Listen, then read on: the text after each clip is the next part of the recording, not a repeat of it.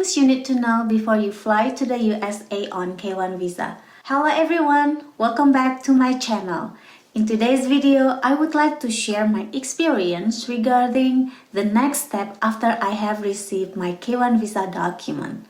I hope this video will give you some ideas to add to your list. So, after receiving the K1 visa, I started to prepare myself to fly to the USA.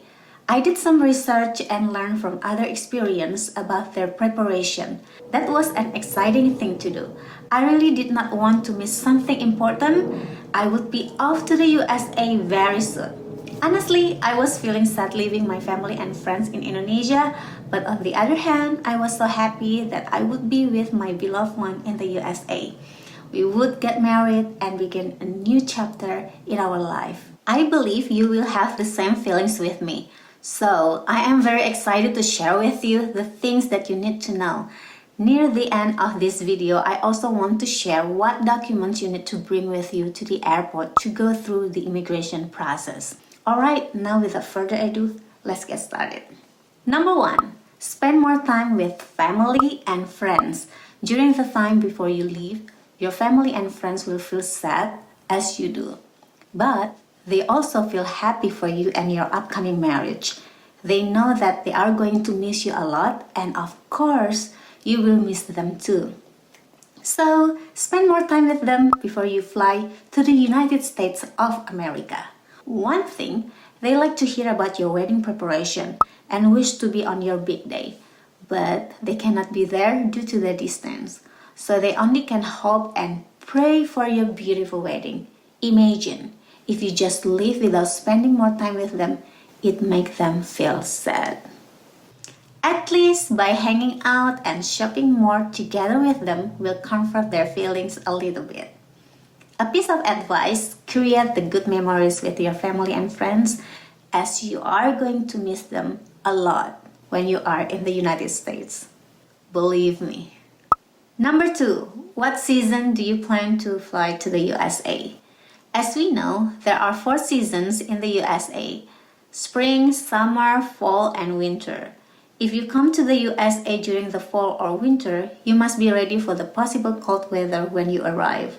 Especially for those of you who are from tropical countries such as Indonesia, Malaysia, Singapore, and many others, it can be a big change. Prepare yourself, at least bring a winter jacket. Boots and a winter hat will also be nice. No flip-flops. The airplane and airport buildings are heated, of course. But when you leave the airport, you may have a long walk to your car. You will feel the difference in temperature then. Also, your destination will affect the temperature. Expect it to be colder if you are going to the northern state like New York, and warmer if your destination is a southern state like Florida. I know someone who moved to the USA in the beginning of winter. She knew it would be winter in the USA, so she was prepared with everything she needed. She bought some winter clothes, boots, and winter hat. When she arrived in the United States, she bought more winter outfits to make herself comfy. But she was still not comfortable with the cold weather in the first 3 months during the winter. Even with winter clothing, it can take some time to get acclimated. So, I just want to encourage you to be prepared as you move to the United States. It will be a big change in your life. The culture, the weather, the food, and many others. But if you plan to come to the United States before the fall, which is spring or summer, your body is not going to be as shocked. I came to the US around July, which is in the summer. I had a jacket, but it was not a winter jacket. I need it because the air conditioning in the plane will be so cold. My suggestion is make yourself as comfy as you can for your flight. You may like to bring a neck pillow. A neck pillow supports your head while sitting upright and keeping your head comfortable to sleep for hours on the airplane. Number 3, the restroom. The restroom is different. It is a little bit private to say, but I think if that will be okay to let you know, especially for some of you who haven't known yet. But I believe most of you already knew about this. But let me tell you again, the facility of the restroom in Western country is different.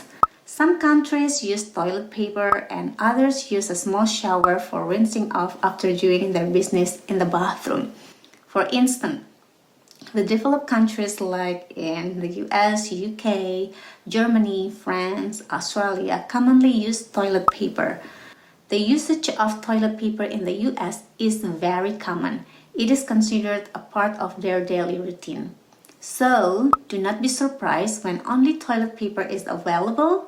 Also provide the wet paper wipes and hand sanitizer, which is good.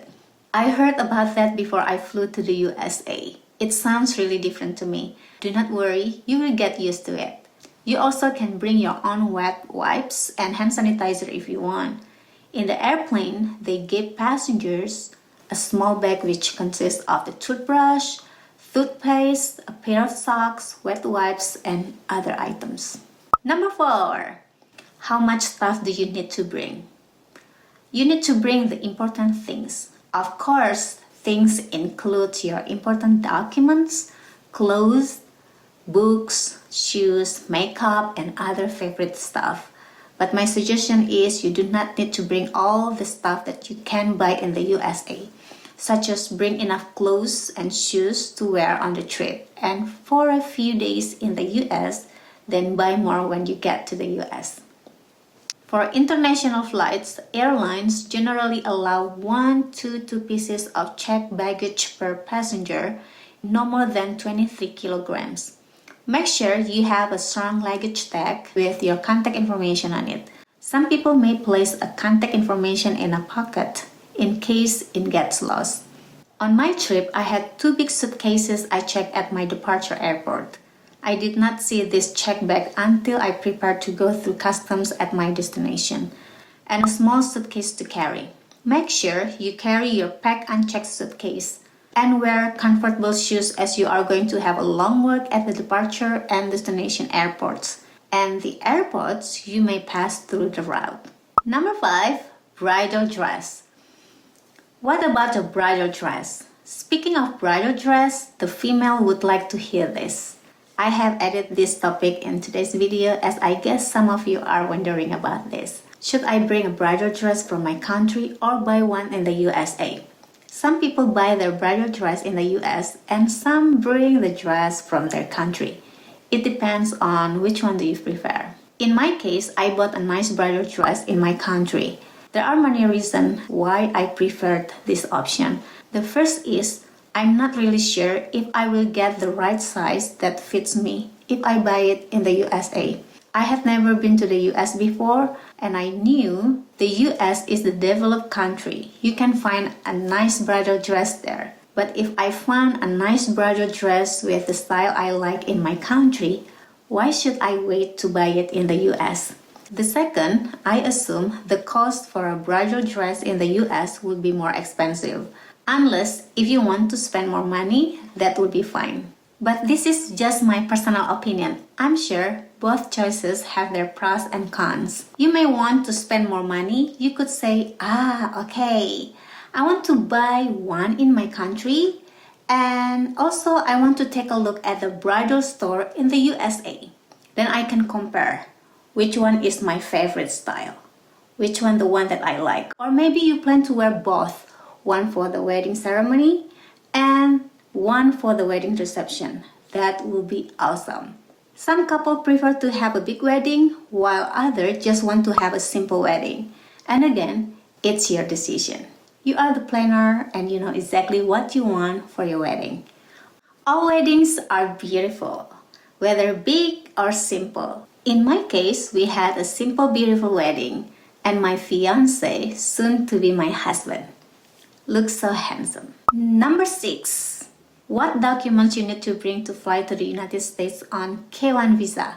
This is very important, especially for those of you who want to come to the USA on K1 Fiance visa. Without these documents, you're not allowed to enter the USA. Of course, your passport with a K1 visa stamp on it. The other item is the sealed envelope received from US Embassy. Please keep all these documents in your luggage or a suitcase you carry to the airline. Do not keep them in your checked baggage. The other documents you need to bring are birth certificate, graduation certificate, resident card, and many other in case the immigration officer wants to take a look. In my case, I assembled all my documents in a nice file, like this. This file included our photos as well. And I carried all these important documents in my hand luggage.